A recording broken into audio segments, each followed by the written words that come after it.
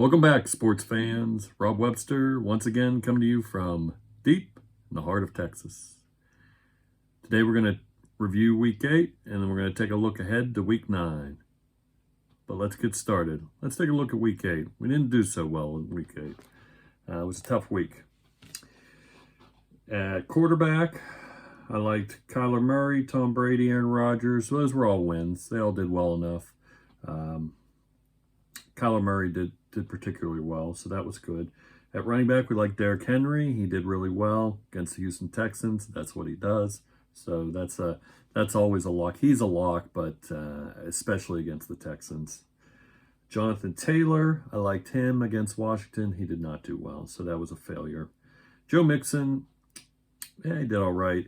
If you're in a PPR league, he did well enough for you. If you're in a non-PPR league, he didn't do so hot for you. We're going to give ourselves a push there. At wide receiver, we like Davante Adams.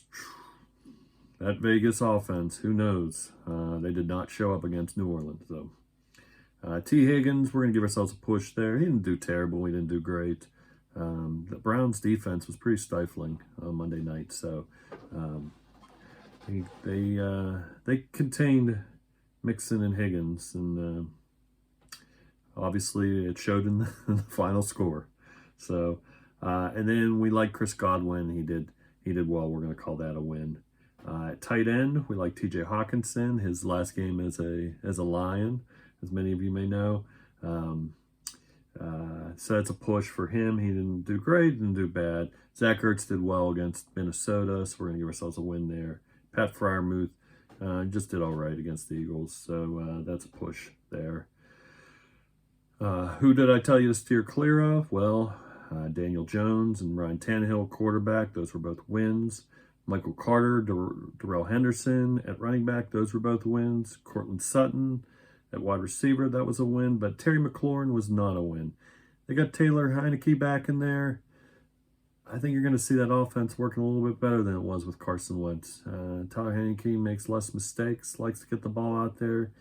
He's a decent quarterback, so and he's got a good connection with Terry McLaurin, so you might see some positive results here in the coming weeks. I also like Dawson Knox against Green Bay. Dawson Knox, that was a fail. He did really well. Dalton Schultz against the Bears, didn't do great, didn't do terrible. We're going to give ourselves a push there.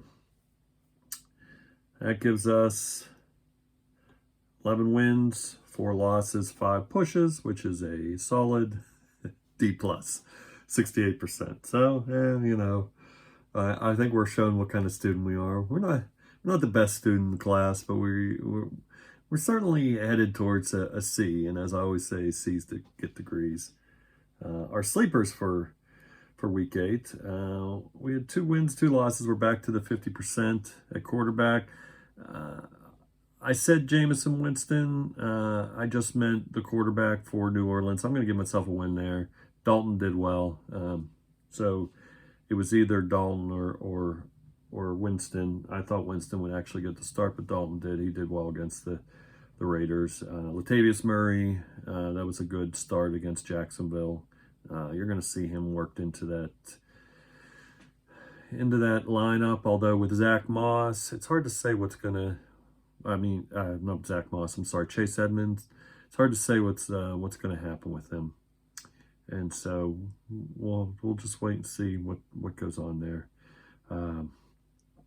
Brandon Cooks against Tennessee did not do well. That whole Houston team looked lost, and they could not stop the run. That was a weird game. It was just ugly. And Irv Smith Jr. was a fail against the Cardinals. So 2 wins, 2 losses. We're back to our old routine. Always look at my sleepers. No, I'm going to pick 2 of them, except for apparently last week. But hey, enough living in the past. Let's move on to Week 9. So who do I like Week 9? Well, first quarterback I like is Justin Herbert. Los Angeles Chargers against the Atlanta Falcons. The Atlanta Falcons team they've been very serviceable, not bad. I just think they're going to have a tough time containing anything about that Chargers team. I think that Chargers team is going to come out firing. Atlanta's just going to have a tough time containing. Herbert's looked good. I mean, he may not have the wins and losses quite yet, but he comes out there slinging the ball. He reminds me of Brett Favre a lot. Just always looking to pass, always looking to make plays. He's a good quarterback, so look for him to do well against the Falcons. Also, quarterback, I like Taylor Heineke, Washington Commanders against the Minnesota Vikings. You know, if you look at him, the last 2 weeks he's come in, he's had solid stat lines. I don't know if he's winning games necessarily, but he's going to get the stats. He's a surprisingly below the radar kind of point getter in fantasy football. So I'd keep looking for him to kind of sustain that. He's got a good connection, talented position players, skill players all around him.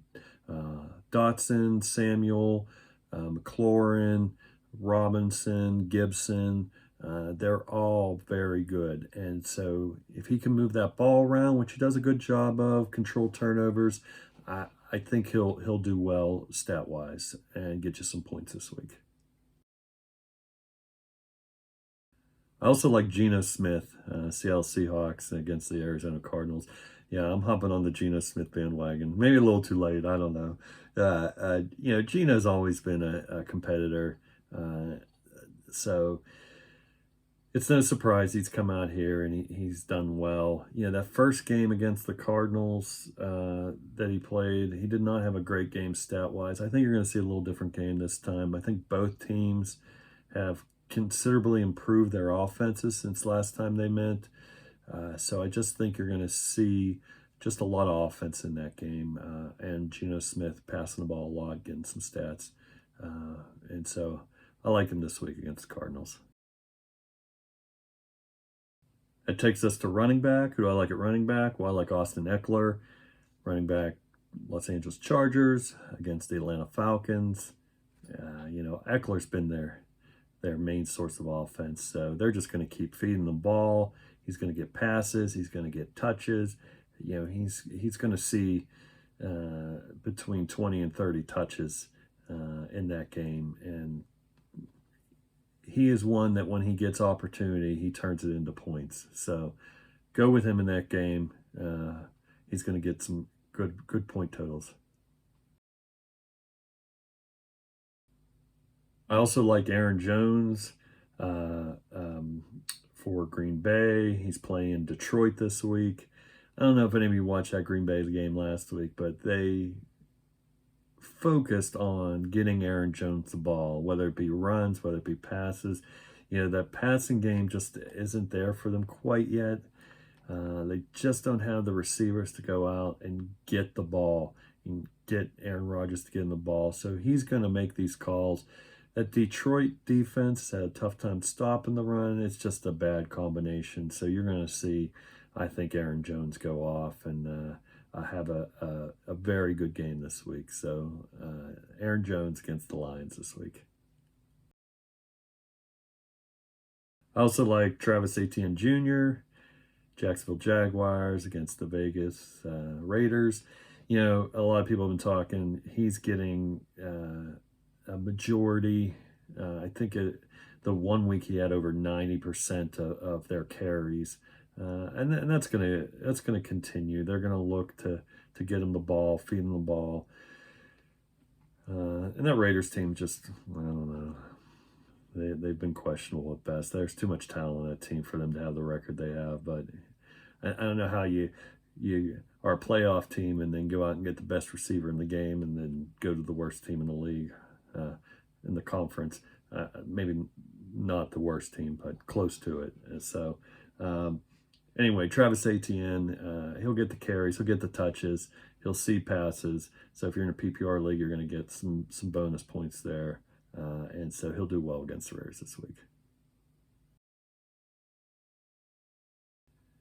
At wide receiver, I like Justin Jefferson, Minnesota Vikings against the Washington Commanders.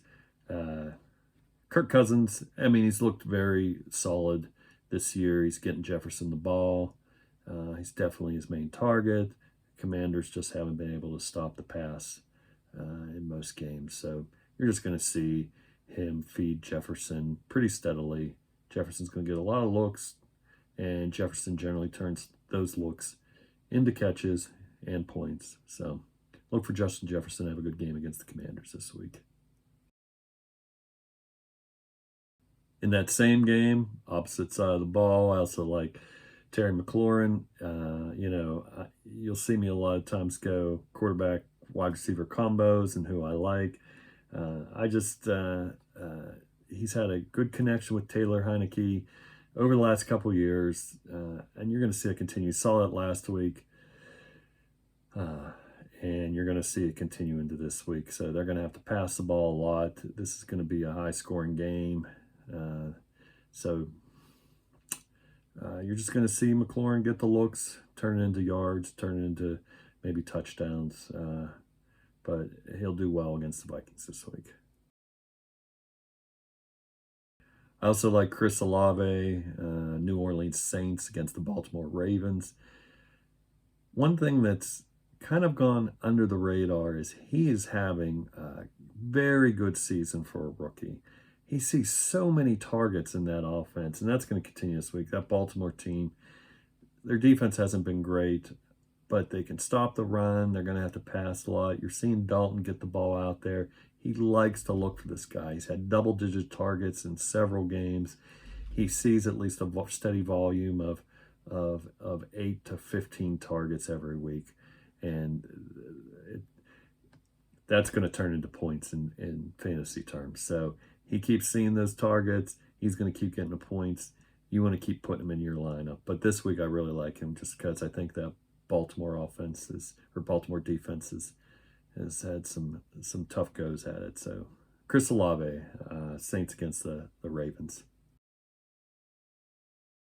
Tight end, who do I like? Nobody, except for Mark Andrews and Travis Kelce. But you got to pick some people every week. And I think Kyle Pitts is finally getting into the conversation. You've seen him the last couple weeks. Atlanta's finally kind of getting it that they need to feed him the ball. He's super talented, does a lot with the ball when he gets it, can get open, just so many good things about him. And you're seeing that over the last couple of weeks. They're getting him the ball. And so I think that's going to continue. I think he and Kittle are going to creep their way into that tier 1 over the next couple weeks. And he'll continue to be a must start at tight end. But this week I do like him against the Chargers. They're going to have to throw the ball a lot. That Charger offense is going to run up the score on them, and they're going to have to do something. So you'll see him get a lot of targets, a lot of catches, turn those into points. I also like Dallas Goedert, Philadelphia Eagles against the Houston Texans. They're just going to feed him the ball a lot. They're going to keep it simple. There's not much they need to do. Against that Houston Texan defense, they're going to run the ball. The run's going to set the play action.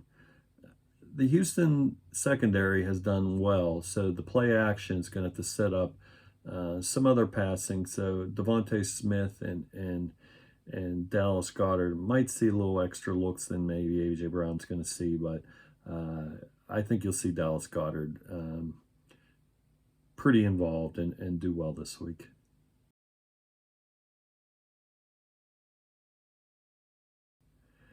That takes us to who would I steer clear of this week? Well, at quarterback, the first guy I'd steer clear of is Jared Goff. Detroit Lions against the Green Bay Packers. The Green Bay defense has done well. A lot of people are on Matt Nagy about what the defense has done, but they've still been pretty serviceable. When the offense can't do anything, they're on the field too long. They just haven't been able to get their legs under them. You see in games when the offense has some sustained drives, they do a lot better. I just don't see the Detroit offense taking advantage of anything with the Green Bay defense. So I'd steer clear of Jared Goff this week. I'd also steer clear of Zach Wilson this week, New York Jets against Buffalo Bills. that Buffalo Bill defense is tough. So it's just, I think the Jets are a little out of their league. They've done a nice job so far. They're starting to rebuild. They're getting some levels of success. They're still not there though. They're still, I don't even think they're a playoff team. They're close to a playoff team, but they're not quite a playoff team. They might make the playoffs this year, but they're not a playoff team. They're like the Steelers last year. Steelers made the playoffs, but they were not a playoff team. So, the Jets might make the playoffs, but they're just benefits of their records. Anyway, I just don't see Zach Wilson doing that well against that Buffalo defense this week. I'd also steer clear of Jonathan Taylor,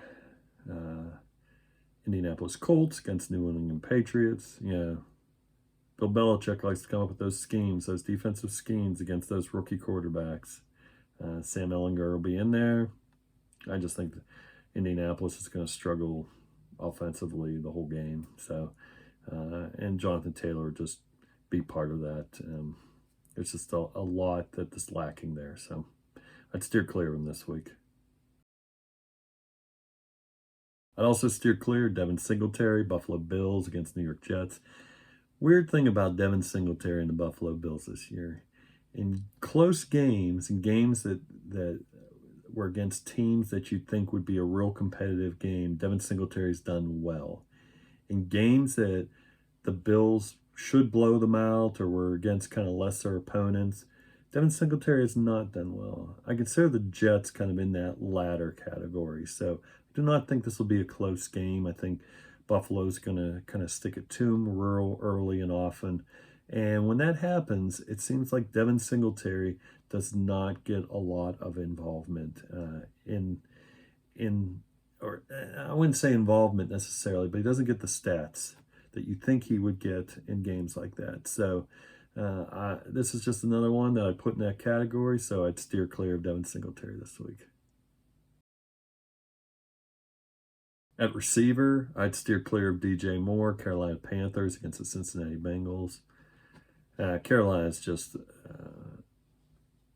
they're struggling. PJ Walker's done an admirable job there. He's come in, he's moved the offense. He's looked pretty good. It's just that's a tough draw for him. So I'd steer clear of DJ Moore this week.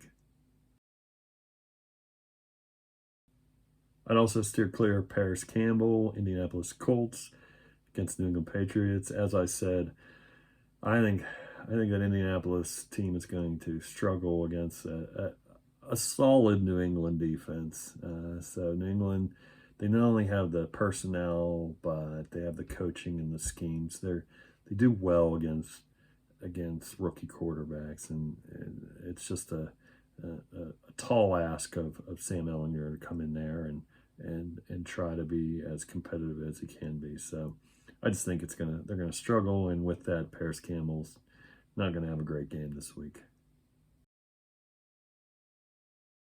At tight end, who would I steer clear of? All of them? Yeah, okay. But I'd steer clear of first Mike Gesicki, Miami Dolphins against the Chicago Bears. I don't think they're going to need him, and that's part of the reason why I would steer clear of him. Just they'll get it to Tyreek Hill, get it to Jalen Waddle. Jalen Waddle's now getting a lot more involved in that offense. There's just not enough targets to go around, and I think Gesicki will be he'll kind of be some collateral damage in that scheme. So I'd steer clear of Mike Gesicki this week. I'd also steer clear of TJ Hawkinson, newly with the Minnesota Vikings against Washington Commanders. He's just too new. A lot of people will think it's trendy and that Washington defense not that great against the tight end. He's just not going to step in and make him an impact right away. He will eventually. He'll become a target that hopefully Kirk Cousins finds a lot, but not this week. So I'd steer clear of him this week. That takes us to our sleepers. So who are our sleepers this week? Well, I'm going to give you 4 sleepers. 2 of them usually hit. So take note. Sleepers at quarterback are always tough to pick because the quarterback's kind of a known commodity at this point in the season. I'd go with Trevor Lawrence with a tremendous upside. That's who I'm going to look at. I'm going to look at guys that I think could boom this week. And from here on out, as far as quarterback, I'm not going to give you any names that you're going to be like, who's that? So Trevor Lawrence, I think he's got a good boom chance this week to do better than kind of his projected stat line against the Vegas Raiders. It'll be a competitive game, and so in those types of games, Trevor Lawrence comes out whipping the ball around. He's got that confidence. He's got that talent, so he'll move the ball. And good sleeper this week if you need a flyer at quarterback. A running back at sleeper, I like A.J. Dillon. Green Bay Packers against Detroit Lions. I just think they're going to run the ball a lot. Anyone who watched that Green Bay game last week, they really needed to throw the ball a lot more, and they still ran the ball a lot. They ran the ball very well. And so that Green Bay offense got a great running game. They'll work both backs in. So you need a flyer at running back. A.J. Dillon's going to get some touches. He's going to get some decent stats this week. So look for him as a good sleeper. At wide receiver, a sleeper I like is Chase Claypool. New to the offense. I kind of take the opposite of TJ Hawkinson, only because TJ Hawkinson's entering an offense that's kind of firing on all cylinders and doing well. On the other hand, Chase Claypool's entering an offense that's still struggling to find itself. Justin Fields is a bit of a playmaker, and if you watch that offense, their offense isn't necessarily clicking that well. And the reason they're moving the ball is because of Justin Fields' ability to scramble, his ability to make plays happen.